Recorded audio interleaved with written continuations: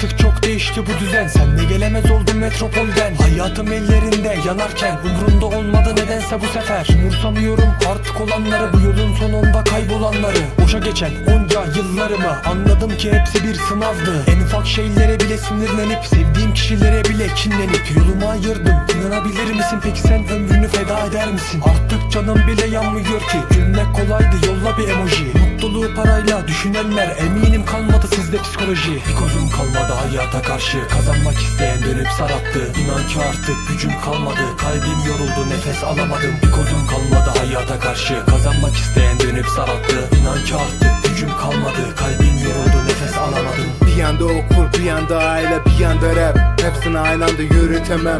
Aşkına yer yok hayatımda, eğer gitsen de ben peşinden gelemem.